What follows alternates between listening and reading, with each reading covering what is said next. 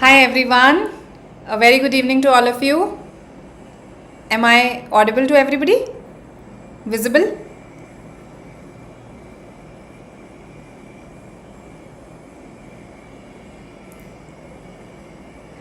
Good evening Chahat, Lucifer, Nilesh, Pritikana, Onyx. Perfect. Thank you for confirming. Right.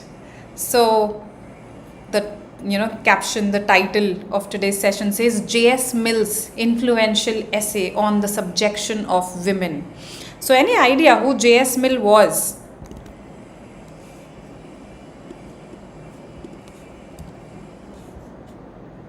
Yes. Hello Amisha. Hi Chirag. Good evening. Okay, so this was a picture that I showed you last time. I just wanted to make some correction. He was a feminist, yes. He was a political philosopher. Great man.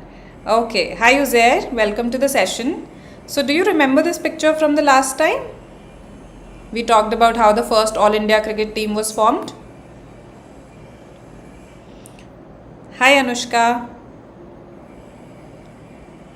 So I just want to rectify a mistake.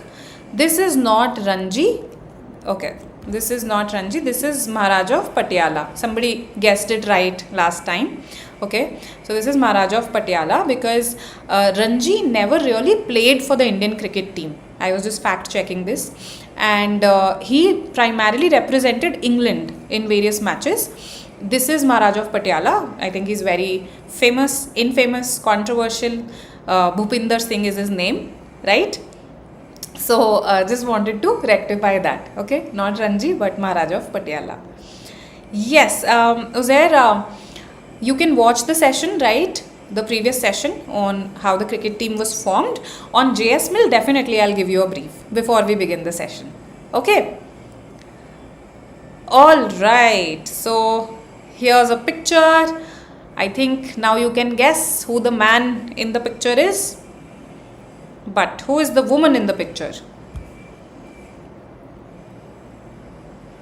So this is J.S. Mill and his spouse Harriet Taylor Mill. They were both political philosophers.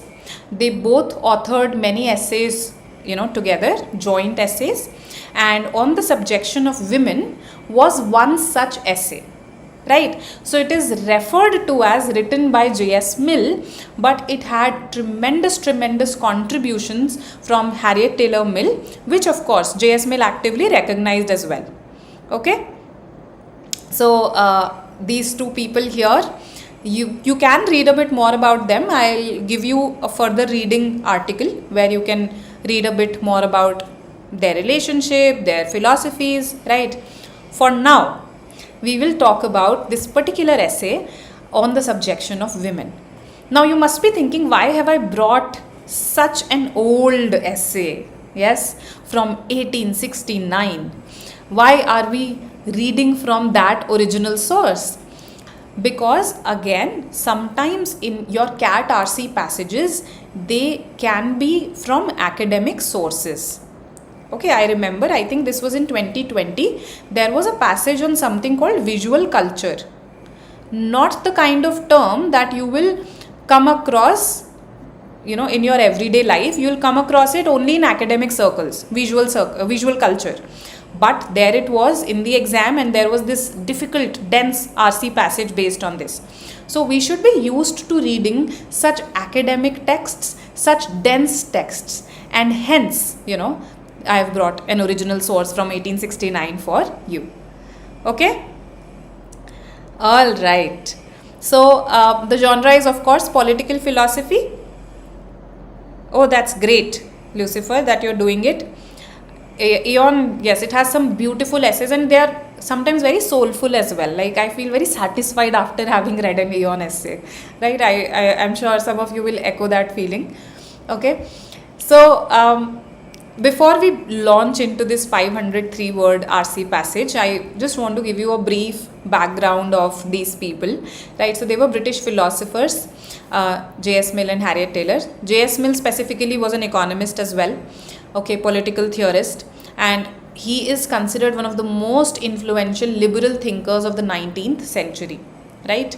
So you can read about his views on liberalism in an essay that again is a joint essay by both of them called On Liberty. Okay, he pioneered some concepts that are used in political philosophy to this day. Okay, for instance, a principle called harm principle. So, we always talk about I need more freedom, everyone should have freedom, but what exactly is this idea of freedom that we are talking about? To what extent should we be free? So a lot of political philosophers have grappled with this question, and J.S. Mill came up with this principle called the harm principle. He said a person should be free to live as they wish, so long as they don't harm others. So that means, if let's say somebody is living an eccentric lifestyle, yes, let's say somebody smokes a lot, drinks a lot, but are they harming others in the process? They are harming their own body in the process, right? So as per J.S. Mill, that would be okay. If somebody has an unpopular opinion, J.S. Mill very ardently, both J.S. Mill and Harriet Taylor, they very ardently defended the freedom of expression. Okay, so harm principle defines to what extent a person should be free, as long as they don't harm others. Interesting?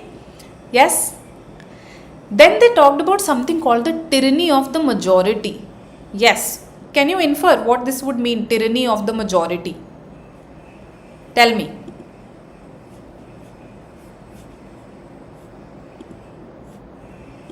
Let's see what you say. I want the session to be participative.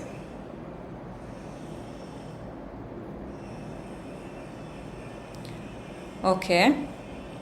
You're right, Preeti Khanna. So actually there is a lot to ponder over what is meant by harm. And I'm sure that he must have defined harm in the essay. So I haven't read this essay. I have read on the subjection of women, the whole of the essay I have read, but not on liberty. So maybe he does define harm as well, because yes, passive smoking is there. And then, if let's say you have an opinion that's very offensive, people may get hurt, their sentiments may get hurt. So what do you exactly mean by harm? I'm sure he must have defined that, right? Because he was a very lucid, argumentative thinker. So majority has less rights, then would they be tyrannical in that case? What is tyranny? Yes. Minority have fewer rights. Okay, what majority thinks is accepted. Excellent, Sam. The domination by majority. Correct. So, Mill recognized this, that a lot of times we simply go by what the majority says. And even democracy is not free from this tendency. Okay, even in a democracy this happens a lot of times, that the majority vote is what is accepted. So he did recognize this also as a hurdle to achieving liberty. Interesting? Harm principle, tyranny of the majority. So this was J.S. Mill and Harriet Taylor who wrote a paper together on liberty. The next paper that we are going to talk about is called On the Subjection of Women. What is subjection? Yes, you've just told me tyranny. Now tell me, what is subjection?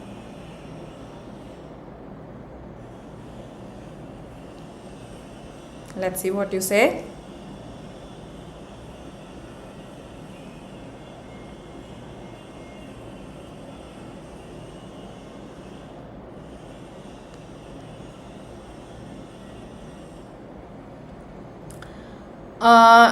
No, not the subject of. Yes, to oppress someone, subjugate someone. So this subjection here means subjugation. Subjugation. Okay. So we are talking about the 19th century. 19th century England. Yeah, he's a British philosopher. So we are talking about 19th century England. And you would be surprised by how women had so few rights in the 19th century England. Example, they could not own property, okay, in their own right. All of the property of the wife would pass to the husband as soon as she married him. They weren't allowed to vote, no suffrage for women. They were denied entry to jobs like medicine, law. They were denied higher education. They could only work as governesses or factory workers in poor working conditions, and there also they were looked down upon, right? In marriage they were expected to, just accept that they were subordinate to the men. They were always supposed to be available sexually as well to the man. In case, let's say, they filed for a divorce, first it was extremely difficult to get a divorce, and in case they got it, the custody of the child would automatically be the father's. Okay. And of course their participation in public life was of course very limited because of all these things. So this is the context in which this particular essay was written. Of course it was radical for its time. Okay. And it's a delight to read. Yeah, as a woman, especially for me, it was a delight to read. Now, to give you a bit more context of what the legal status of women after marriage was, I culled out this quote that says, by marriage, the husband and wife are one person in law. That is, the very being or legal existence of the woman is suspended or incorporated into that of the husband. So the woman does not exist legally after marriage. This was the interpretation of the common law of England, right? So imagine, yes, just stop and imagine this. This is the context for what we are going to read next. All right. Yes, actually, Iran and Afghanistan, you are very right to point this out, Lucifer. The Iran of 80s, in fact, the Afghanistan of 80s, they were much more progressive than, of course, what they are now. And I think this is something that is captured by Khaled Hosseini. If you've read his fiction, he does capture it in And the Mountains Echoed. No, not in this one, A Thousand Splendid Suns. He captures it in that particular novel. Right? Okay, but then the argument that we are going to read ahead is going to be uplifting, Preetikana. Yes. So this uses slightly old kind of diction, language, right? So I would invite you to read it first, the paragraph by paragraph, and then if something poses a challenge, I'll explain it as well. Yeah, let's do that. Okay. And you know that our mocks are live. I'm sure you know this by now. So you can just go to the mock portal and take these tests. All right. So let's begin. This is our first paragraph. We just have 3 paragraphs today. So this is the first paragraph. Read it yourself first and then we'll do it together. Yeah, go for it.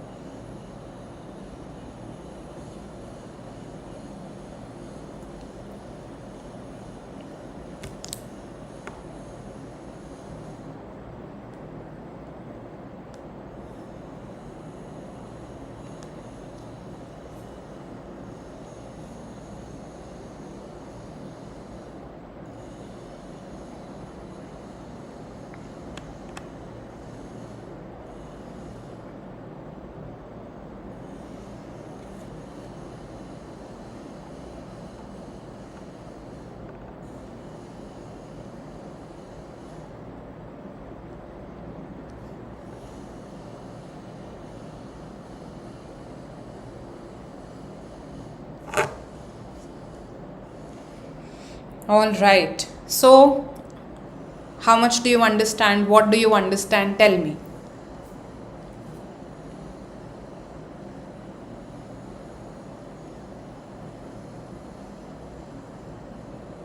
Okay.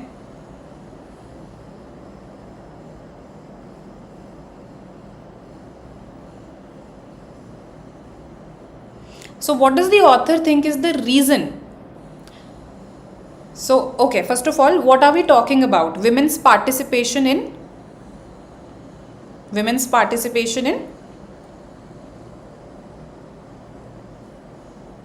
various occupations, right?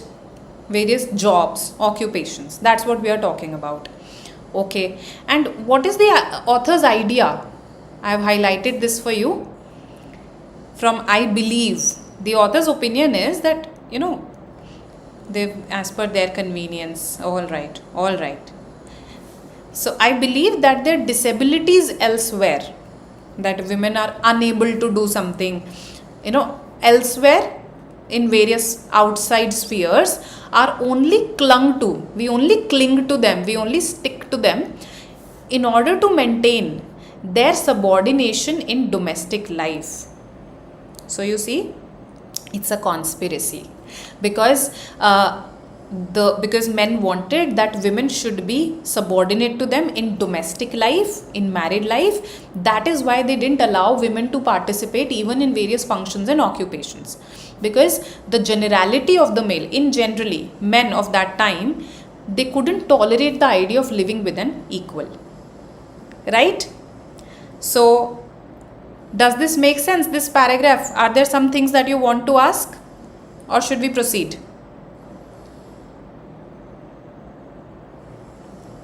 Hitherto is till now. Ordaining. What's the meaning of this word? Ordaining. To ordain. Okay, all right. Ordaining is ordering. And what is interdicted?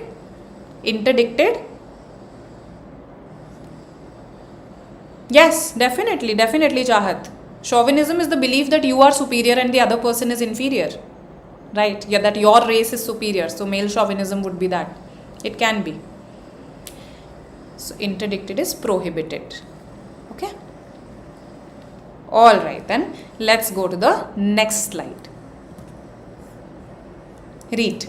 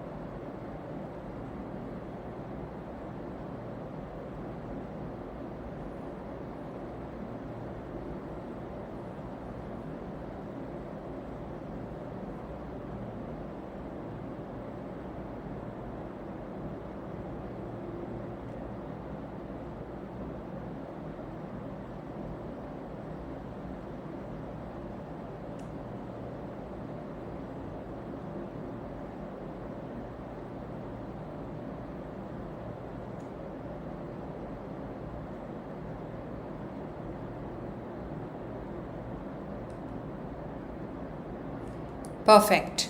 Okay. So tell me, what do you take away from this particular paragraph? What is the argument that is being made?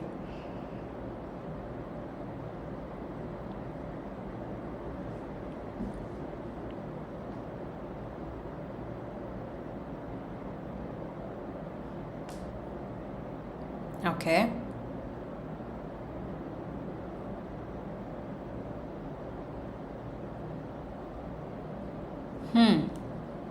So there is a comparison that is being made. We can see that.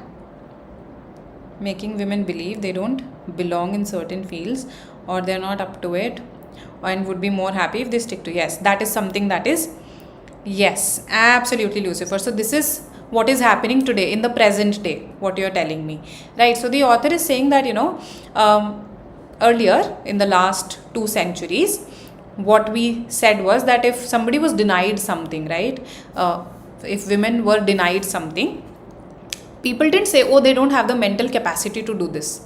What was said was that it was not in the interest of society to do this. Yes? Just as the raison d'etat, raison, reason, to support the government. Okay? Reason to support the government. D'etat means government here. Okay? Just as the raison d'etat, in the interest of the government meaning the convenience of the government, and the support of existing authority was thought of as a sufficient explanation and excuse for the most heinous, for the most ugly crimes, right, flagitious crimes.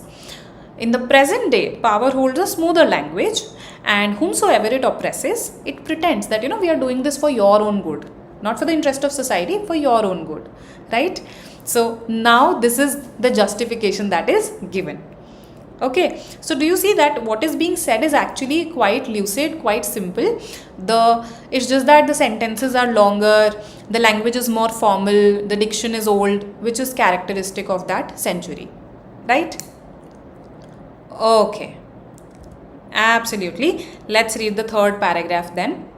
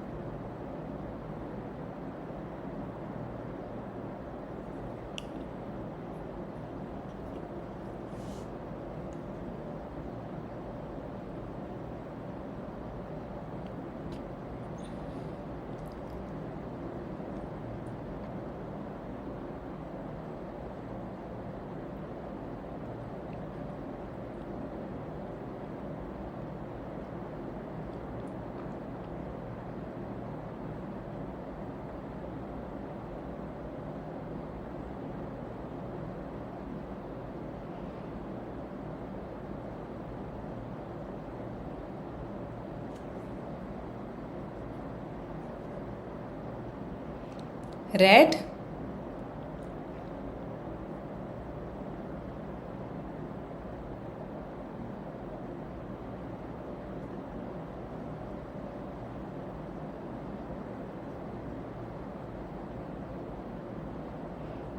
Okay.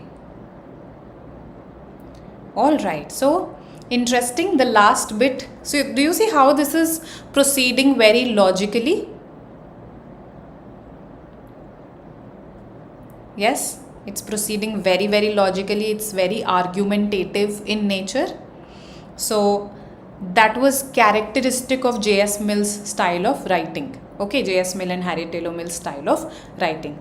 So it was in fact very characteristic of the writing style of political philosophers of the time. Okay, Western political philosophers. Okay, so then I'll not explain this bit to you because there's a question based on it. Okay, so we will now go to the questions and let me see what you say for this. So which of the following can be inferred from para 2 of the passage, the second paragraph? Okay. So do you want to read the options and then go back, or do you want to go back to the paragraph? Let me know.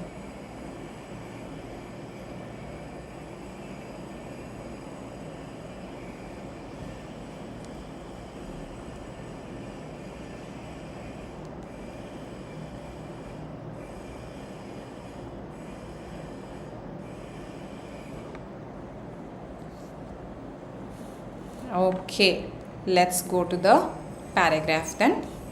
This is the paragraph.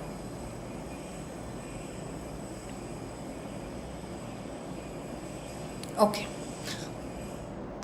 All right, let's read the options. Just giving you some moments to read it.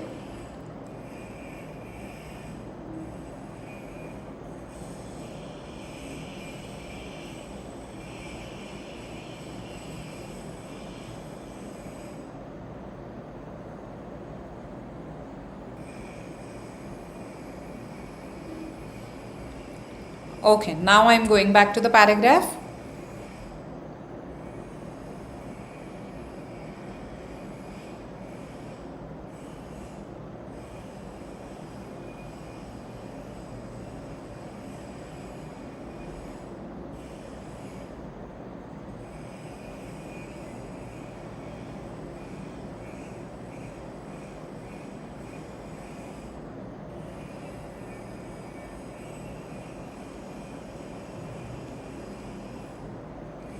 All right.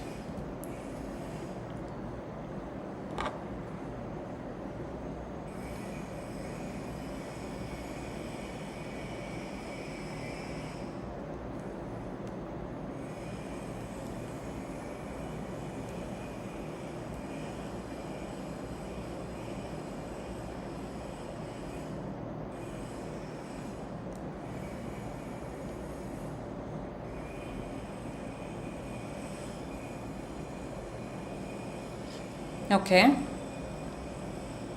I've got 1, 2, 3, 4, 5 responses. What about others?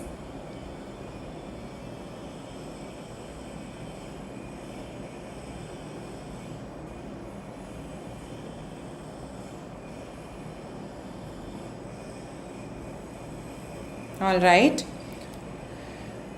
So a lot of you said D, Delhi. One of you says C. The answer is B. Let's see why. Let's see why. You say that the author implies that while in the last 2 centuries the reason given by power for oppression was for the greater good, today it is for your own good. The reason given by power for oppression was the interest of society. Can I say that interest of society is equal to for the greater good? Yes.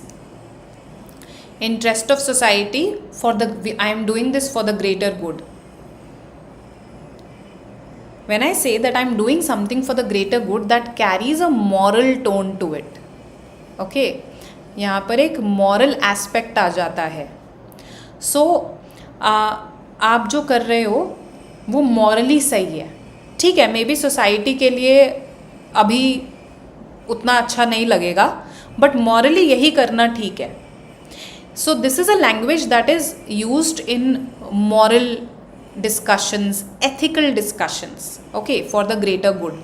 Also, in political philosophy, for the greater good means for the good of the majority, wherein the minority may still be suffering. Okay, it's a utilitarian phrase. You can search more about utilitarianism. Okay, utilitarian phrase है utilitarianism. सो अगर ये सब नहीं भी पता कि ये utilitarian phrase है, तो फॉर द ग्रेटर गुड में ये तो समझ में आ रहा है ना कि there is a moral ethical tone there. Whereas the interest of society is more about कि अभी जो सोशल नॉर्म्स हैं, अभी जो सोसाइटी में जो स्पिरिट है, कल्चर है, उसके लिए क्या सही रहेगा, उसके इंटरेस्ट में क्या है. So this is the tone that you take when you're making policies, when you're making laws, whereas this is the kind that you use in moral ethical discussions. So the reason that was given for oppression was not that this is for the higher good, what I am doing is a very higher moral thing. The reason given was कि इस time सबके भले के लिए यही चीज़ है कि हम ऐसा कर लें. ठीक है. For the greater good on the other hand would demand that maybe अभी सोसाइटी के इंटरेस्ट में भी नहीं है वो चीज़, पर सही करना यही है morally. There is a difference. Do you see that? Okay.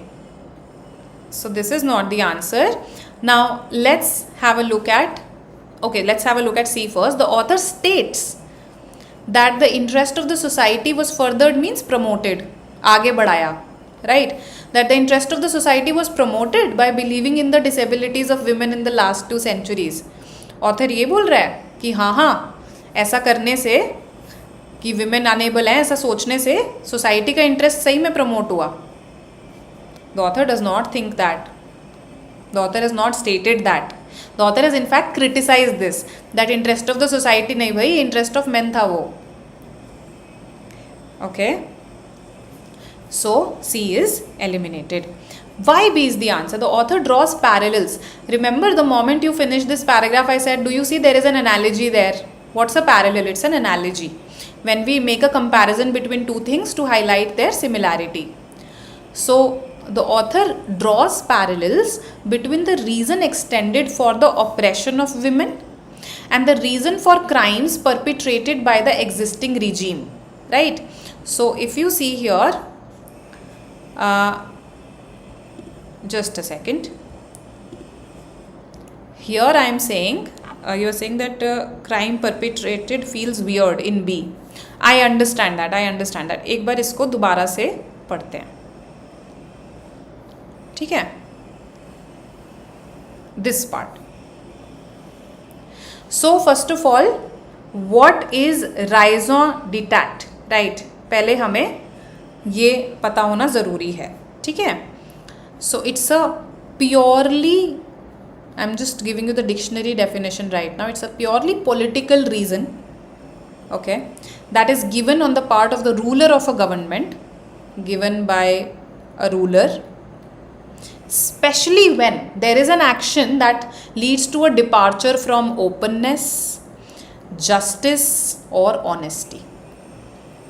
तो जब आप कोई एज अ रूलर ऐसा एक्शन करते हो जिसमें इससे डिपार्चर होता है, आप उसके लिए प्योरली कोई पॉलिटिकल रीज़न दे देते हो कि भाई ये जो भी मैंने एक्शन लिया, आई अंडरस्टैंड आपको गलत लग रहा है because it departs from this, but it is in the support of existing authority, right? It is supporting the government, it is supporting the existing authority, and this was thought as a sufficient explanation and excuse for even the most outrageous crimes out there.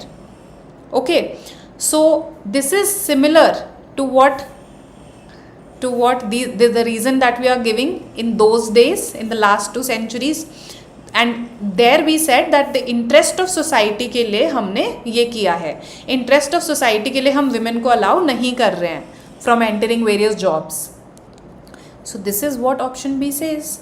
The author draws parallels between the reason extended for the oppression of women and the reason for crimes perpetrated by the existing regime.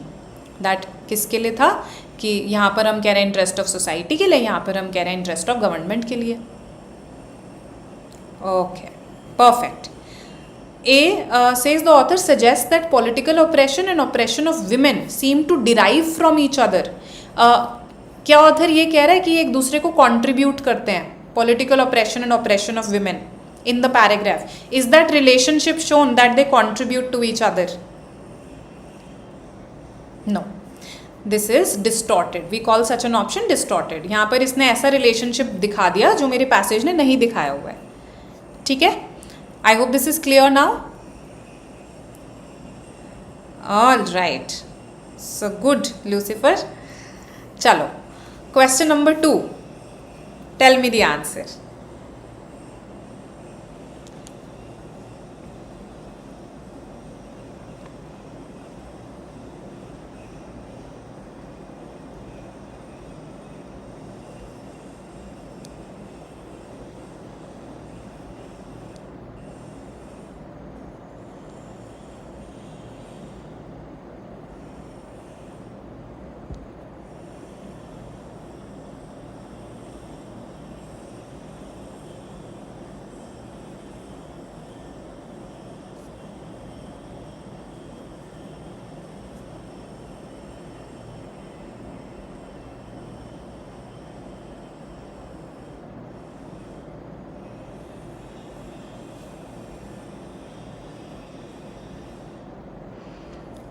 So always tell me to go back In the exam also, always go back. Don't answer without going back. Okay, so just go back to this specific area, read it and then answer.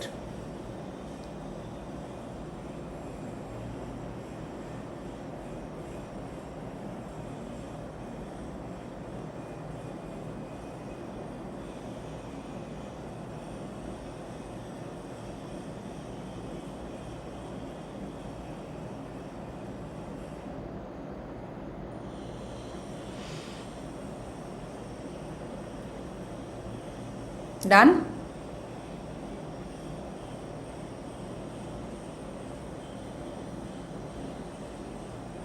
Now let's go to the options.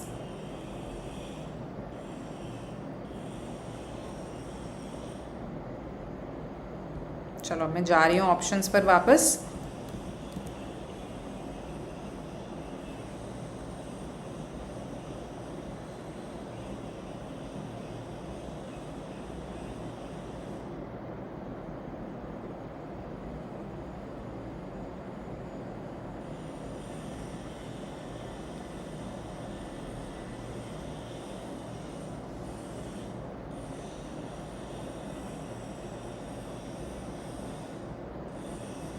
Okay.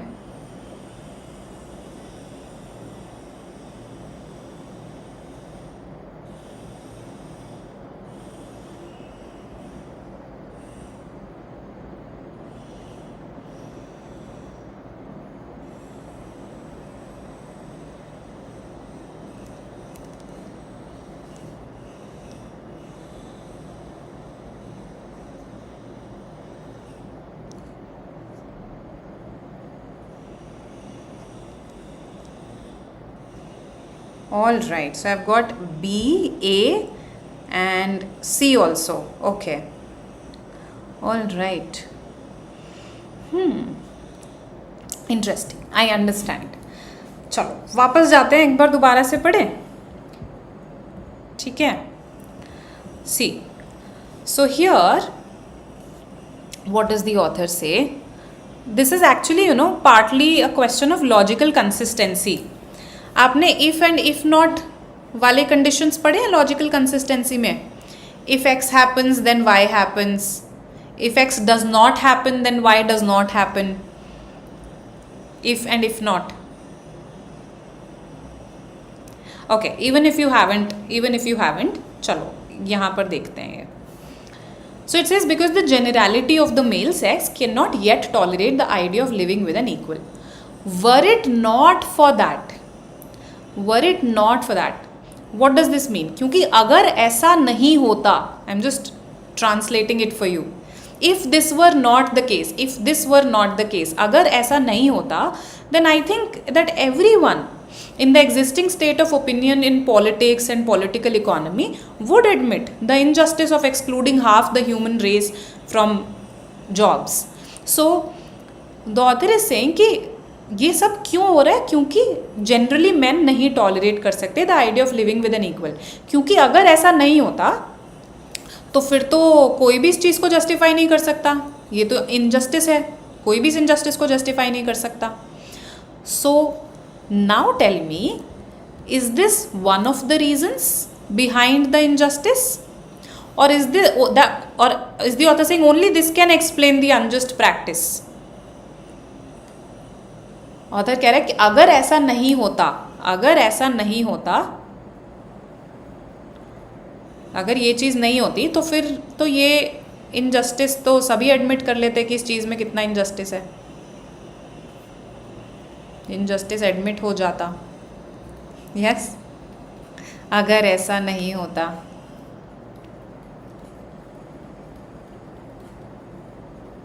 या तो अब बताओ, answer A होना चाहिए या सी होना चाहिए?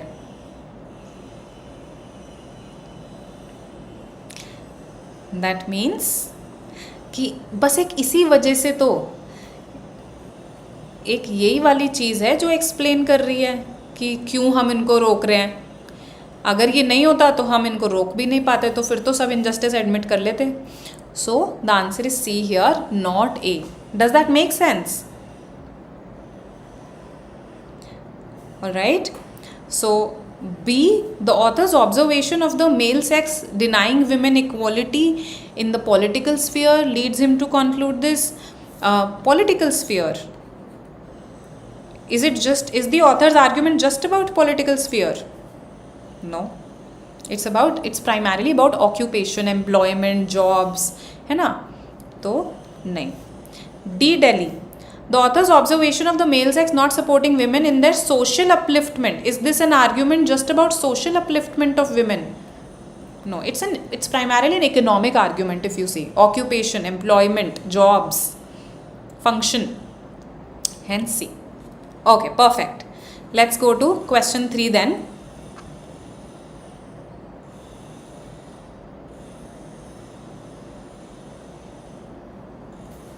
So this is the claim. Read the claim carefully and then we'll go back, okay?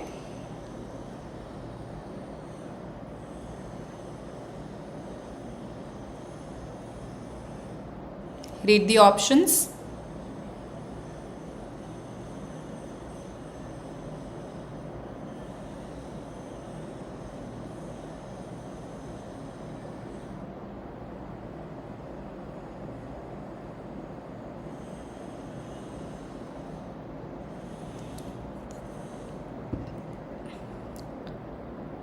Let's go back.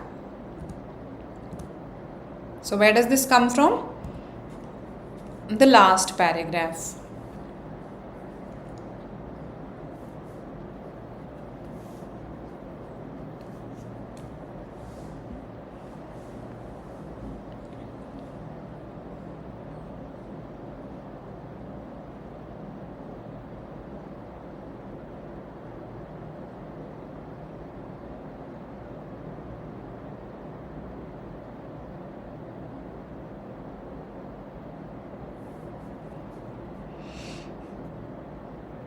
Let's go back.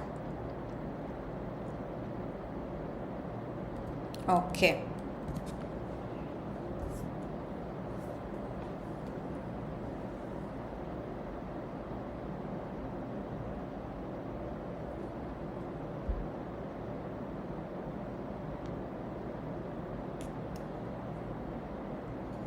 All right.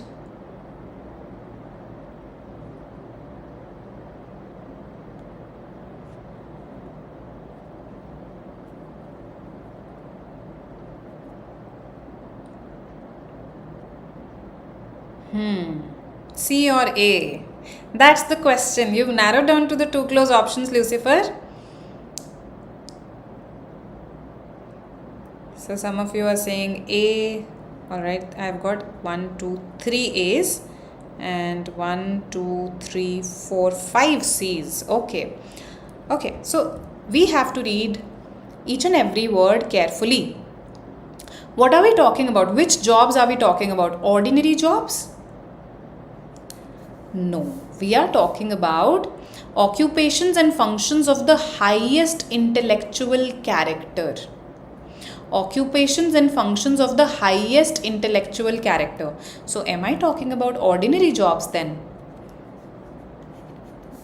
Without asserting this, it would follow that women might outperform men in ordinary jobs.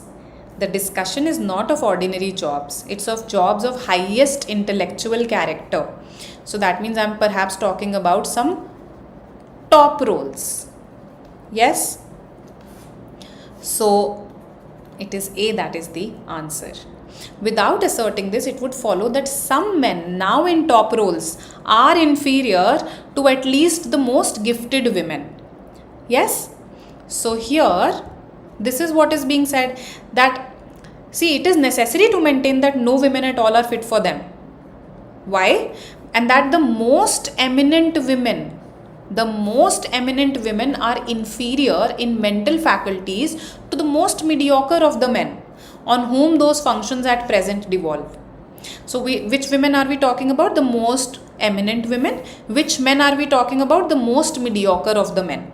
Okay, and we require this belief that even these most eminent women are inferior to the most mediocre men in these top jobs. So which option says that? It would follow that because अगर वो ये बात नहीं बोले तो it would follow that some men now in top roles, they are indeed inferior to at least the most gifted women. ये follow हो जाएगा ना? That's why A. Ordinary jobs की बात नहीं हुई है. Those who are saying D, okay. That top jobs are rightly held by men. तो अगर ये कहने के बिना ही मैं ये बोल सकती हूँ that top jobs are rightly held by men. If I am able to say that, fine. I agree with the part that they are better than the worst women. सबसे पहले तो comparison ही गलत है. Author comparison worst women का नहीं कर रहा. Author the most eminent women का comparison कर रहा है. The most gifted, the most eminent, right? So पहले तो ये comparison ही wrong है.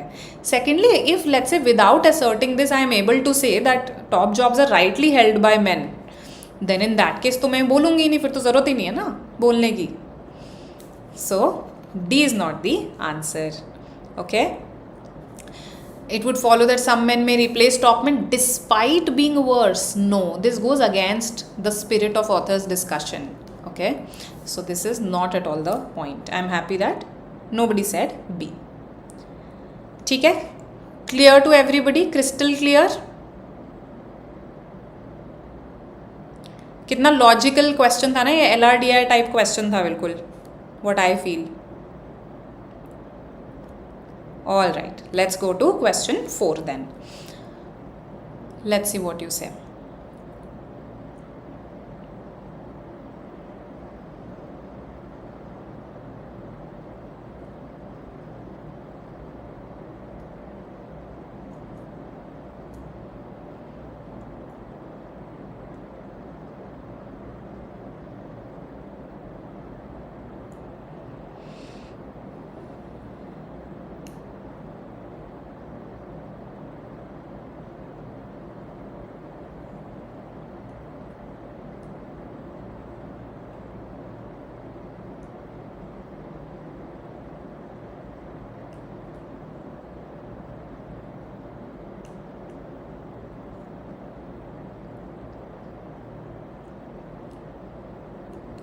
Acha, let me tell you the meanings of these words.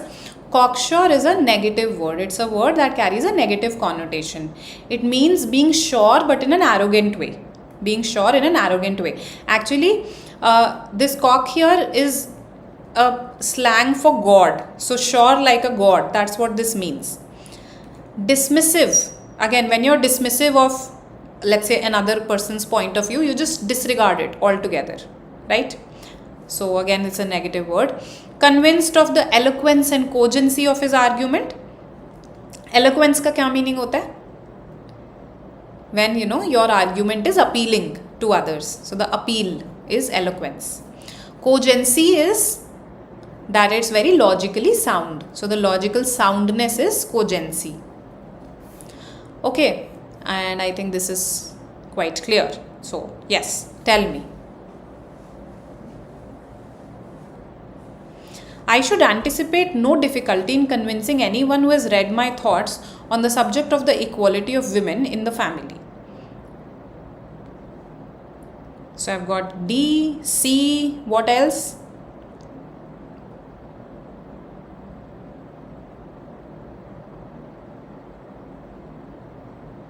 Yes, eloquence is a mark of an appealing speaker.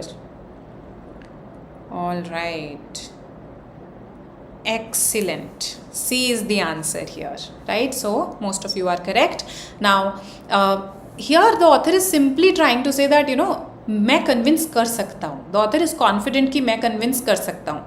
The author is not saying कि मैं तो expert हूँ. That's not the idea. From just this one sentence, I can't infer the author's expertise in the area. It's just one sentence, right? From that, I can't infer that the author is talking about his expertise in the area. The focus is rather on convincing you. कि भाई साहब आप convince हो गए? Yes, that's the focus on. So the author seems convinced of the eloquence and cogency of his argument कि देखो मुझे आपको convince करने में कोई दिक्कत नहीं होगी, right? So C is the answer, right? Does this make sense? Why not D? From this one sentence, I can't say that the author is thinking, oh, ये तो मेरा area है. This is my area of expertise. All right.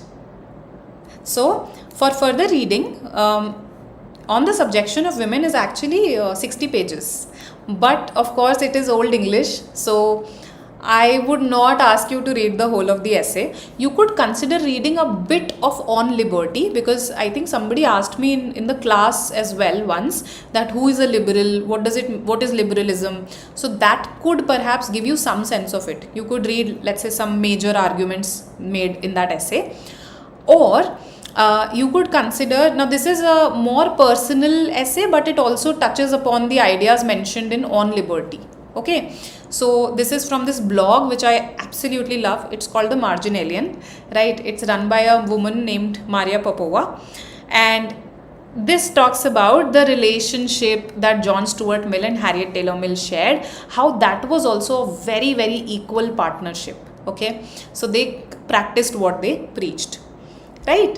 So you can consider reading this from The Margin Alien. And that's about today. I'll see you on Friday. I hope you liked this essay, the excerpt from it. I thought to bring an original source itself, because sometimes, yes, your passage's language can be highly academic and difficult to decipher. So we have to prepare for such passages as well, right? Welcome. Political philosophy, Pritikana. There's no one source, to be honest, that gives you various terms related to political philosophy. I think the Stanford Encyclopedia of Philosophy does talk about some political philosophies as well, but the thing is that Stanford Encyclopedia की language थोड़ी सी dense है, ठीक है. इसमें भी political philosophies mentioned तो definitely है, so that is there. Otherwise, you can read specific articles, let's say specific articles talking about capitalism, communism, etc., right? There is a website also called philosophy.org, but again you'll have to search for political philosophies on that. There is no one particular website जहाँ पर सारी political philosophies मिल जाएं, ठीक है? Yes, absolutely. The root word is loquer. I am happy, Chahat, that you are studying etymologically, perhaps word par. Welcome all of you, and I'll see you on Friday at 5 p.m. Bye bye.